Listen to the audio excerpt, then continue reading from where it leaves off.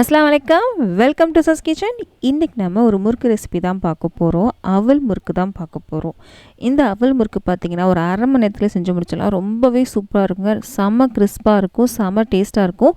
நீங்கள் வாயில் போட்டோடனே அப்படியே பொறுன்னு போயிடும். அந்தளவுக்கு ரொம்ப சூப்பரான ஒரு முறுக்குங்க. செம்ம சூப்பராக இருக்கும். இதுக்கு வந்து நீங்கள் வந்து மாவு மில்லில் போய் மாவு அரைக்கணும்லாம் அவசியமே இல்லை. நீங்கள் கடையில் வாங்கின அரிசி மாவு வச்சு சூப்பராக செஞ்சிடலாம். அதான் எப்படி பண்ணலாம் அப்படின்றத காமிக்க போகிறேன் இந்த வீடியோவில். வீடியோ ஃபுல்லாக பாருங்கள். இப்போ வாங்க எப்படி பண்ணலான்றதை பார்க்கலாம். அடுப்பில் ஒரு பாத்திரம் வச்சுருக்கேன். இதில் வந்து 1 கப் அளவுக்கு நான் அவல் எடுத்திருக்கேன். நான் இன்றைக்கி வெள்ளை அவல் தான் எடுத்திருக்கேன். நீங்கள் சிவப்பு அவல் கூட எடுத்துக்கலாம். இது கூட அரை கப் அளவுக்கு பொட்டுக்கடலை. உங்கள்கிட்ட மெஷரிங் கப் இல்லை அப்படின்னா ஏதோ ஒரு கிளாஸ் இல்லைனா ஒரு பாத்திரம் செட் பண்ணிக்கோங்க. அதிலே எல்லாத்தையும் அளந்து எடுத்துக்கோங்க. இப்போ வந்து அடுப்பு வந்து மீடியம் பண்ணிக்கோங்க. பண்ணிவிட்டு இது நல்லா வறுக்கணும். இந்த அவல் வந்து பார்த்திங்கன்னா நல்லா பொறுன்னு ஆகணும். அது வரைக்கும் நல்லா வறுத்துக்கோங்க. நல்லா வறுத்ததுக்கப்புறம் உங்களுக்கு காமிக்கிறேன். இங்கே பாருங்கள், அவல் வந்து நல்லாவே வறுப்பட்டுச்சு. இப்போ நான் அடுப்பு ஆஃப் பண்ணிட்டேங்க. உங்களுக்கு காமிக்கிறேன் பாருங்கள் எப்படி இருக்கணும் அப்படின்றது. கலர் எதுவுமே சேஞ்ச் ஆகலை. ஆனால் இங்கே பாருங்கள், அவல் பார்த்திங்களா அது ரெண்டாக உடையும். பார்த்திங்களா ரெண்டாக உடையுது. இப்படி கையில் எடுத்து இப்படி நசுக்கினீங்க அப்படின்னா உங்களுக்கு வந்து என்ன ஆகும் அப்படின்னா அப்படி பொறுன்னு போகும். அந்த அளவுக்கு அவள் வந்து நல்லா வறுக்கணும். ரொம்பலாம் கலர் சேஞ்ச் ஆகணும்லாம் அவசியம் இல்லை. இங்கே பார்த்திங்களா உங்களுக்கு தெரியும் நினைக்கிறேன். இங்கே பாருங்கள், பார்த்திங்களா அப்படி பொறுன்னு போகணும். இந்த மாதிரி வரணும் அவள் வந்து. இப்போ நமக்கு கரெக்டாக இருக்குது. இது சூடாக இருக்கு இல்லையா, இது நல்லா ஆறணும். ஆறுனதுக்கப்புறம் மிக்ஸி ஜாருக்கு மாற்றிக்கலாம். மிக்ஸி ஜாருக்கு மாற்றிட்டேன். இது வந்து நல்லா பவுடரை அரைச்சிட்டு வந்துடலாம். அரைச்சதுக்கப்புறம் காமிக்கிறேன். அரைச்சிட்டு வந்துட்டேன். அரைச்சதுக்கப்புறம் ஒரு சலடை சேர்த்து நம்ம வந்து சலிக்கணும். நல்லா ஃபைன் போடுறது தேவை. அதனால தான் நம்ம வந்து இந்த மாதிரி சலிச்சிக்கிறோம். கீழே ஒரு பாத்திரம் வச்சுருக்கேன். இதை நம்ம நல்லா சலிச்சிக்கலாம். முடிஞ்ச அளவுக்கு நல்லா ஃபைன் போட அரைச்சிக்கோங்க. அப்போ நமக்கு வந்து வேஸ்ட் எதுவும் ஆகாது. கொஞ்சமாக தான் வேஸ்ட் ஆகும். கண்டிப்பாக ஏதாவது சின்ன பார்ட்டிகல்ஸ் இருக்கும். இங்கே பாருங்கள், நமக்கு இந்த அளவுக்கு கிடச்சிருக்கு. இது நமக்கு தேவையில்லை. நமக்கு ஃபைன் போடுறது தான் தேவை. நமக்கு இது ரெடியாக இருக்குது. இப்போ வாங்க எப்படி பண்ணலாம் அப்படின்றத பார்க்கலாம். இந்த மாதிரி பெரிய தட்டை எடுத்துக்கோங்க. தாம்பூலம்னு சொல்லுவோம் இல்லையா, அது எடுத்துக்கோங்க. அப்போ உங்களுக்கு ஈஸியாக இருக்கும் கலந்து விடுறதுக்கு. இப்போது நம்ம சளிச்சு வச்சிருந்தோம் இல்லையா மாவு, அதை நம்ம சேர்த்துக்கலாம். இது கூட 1.5 கப் அளவுக்கு அரிசி மாவு எடுத்துக்கோங்க. இது வந்து கடையில் வாங்கின அரிசி மாவு தான். 1 கப் சேர்த்துட்டோம். இன்னும் 1/2 கப் அளவுக்கு அரிசி மாவு சேர்த்துருக்கோம். இது கூட நம்ம சேர்க்க வேண்டிய பொருட்கள்லாம் இப்போ நம்ம சேர்க்கலாம். இதில் நான் வந்து கருப்பெல்லும் சேர்த்துருக்கேன், வெள்ளை எள்ளும் சேர்த்துருக்கேன். ஃபஸ்ட்டு கருப்பெல் சேர்த்துக்கலாம். கருப்பெல் வந்து 1 டேபிள் ஸ்பூன் அளவுக்கு சேர்த்துருக்கேன். அதே மாதிரி வெள்ளை எள்ளும் 1 டேபிள் ஸ்பூன் அளவுக்கு சேர்த்துருக்கேன். அடுத்து வந்து பார்த்திங்கன்னா 1/2 டேபிள் ஸ்பூன் அளவுக்கு மிளகாத்தூள்,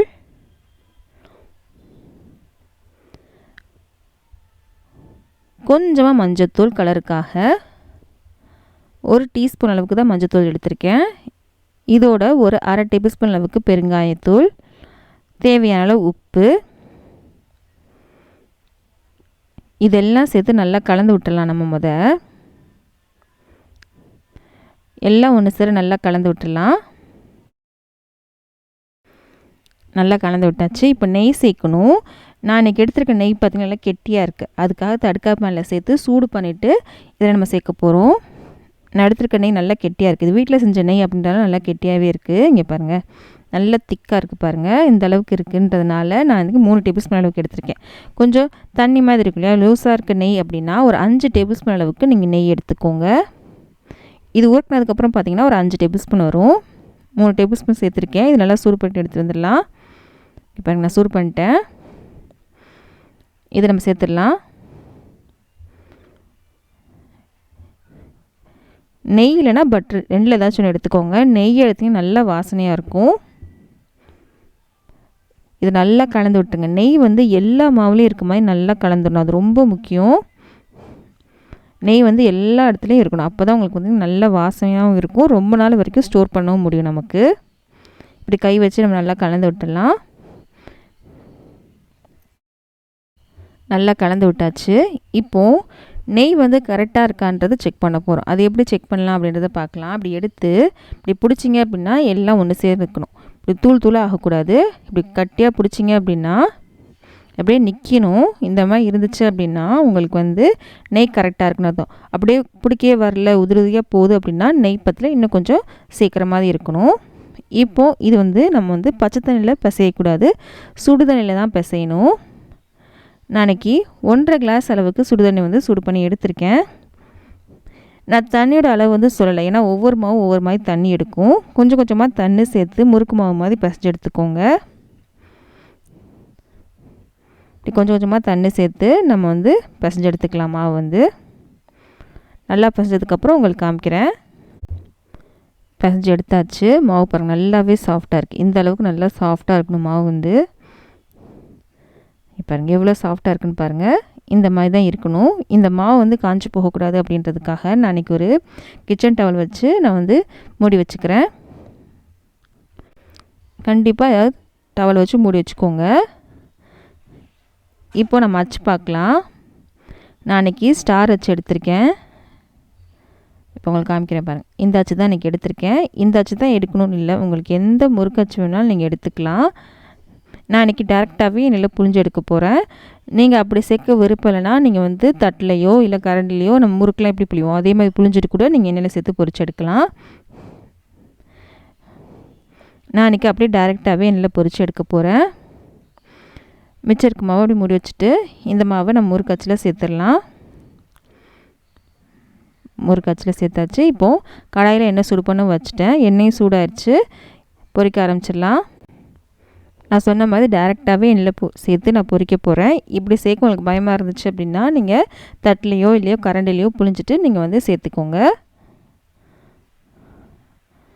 இது வந்து ஈஸியாக வேலை முடிஞ்சிடும். ரொம்பலாம் வந்து டைமும் எடுக்காது, பாத்திரமும் நிறைய சேராது.